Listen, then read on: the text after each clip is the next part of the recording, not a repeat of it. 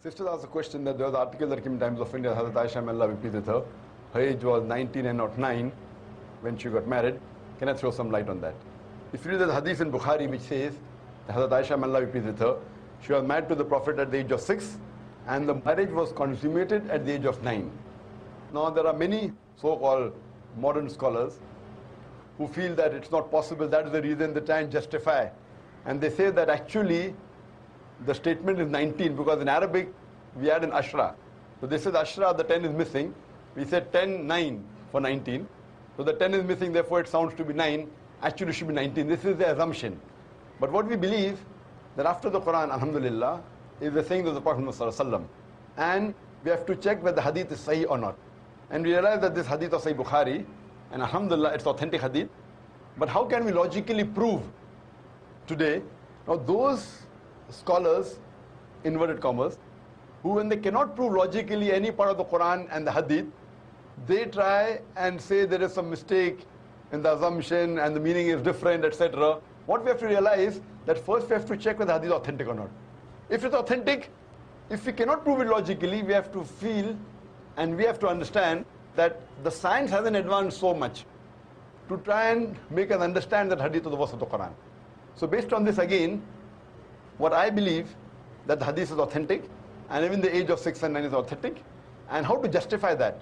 When I was in the medical college, I passed in 1991, and in the 80s we were taught in the medical college that a lady, she reaches puberty and adulthood, maturity, at the age of approximately, in India it is about 13 to 14, 15, in America it's about 12 to 13, and the age factor of the puberty keeps on changing depending upon the atmosphere, depending upon the surrounding, depending upon the diet, depending upon the climate. Today medical science tells us that closer to the equator, the age of puberty is earlier. This is one point of it. And today after science advance, we have come to know that because of the change in the atmosphere and the surrounding and the diet itself, today in America, as well as in India, there are cases in which there are sisters, mashallah, girls, at the age of 10, they reach puberty. They start having menstrual cycle. And today medical science tells us that if any lady starts the menstrual cycle, at the age of 10, it is nothing unique. It's quite common. Though the age of menstruation today has become a bit less, approximately 12, 13, 14. But even if a girl starts menstruating at the age of 10, even 9, it's nothing to be alarmed of. If the age of menstruation is below the age of 9, then there is a concern.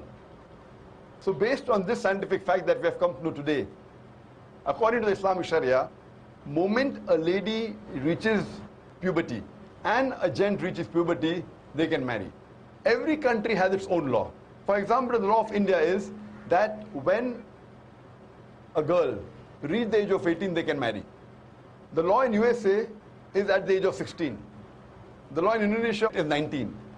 So for example, if a couple get married in America who are of the age of 16, so in America it's legal, but in India it's illegal. Now why has India chosen 18 and America chosen 16, we don't know. And there is a state in America called Texas, where coming down generations that it's common to marry early. So therefore in Texas state alone, even if the girl or the boy, they are of the age of 14, they can marry, it's legal. So there's a separate law for Texas because that's the society. So at the age of 14, if a girl or boy living in Texas marries, it's legal. What's illegal in India is legal in America. What is legal in India is illegal in Indonesia or Malaysia. So what we realize that everyone has his own criteria. As far as the Islamic criteria is concerned, I told you that once a girl or a boy reach the age of puberty, when they get matured, they can marry. So based on this, alhamdulillah, what we realize, Hazrat Aisha, may Allah be pleased with her, she was unique.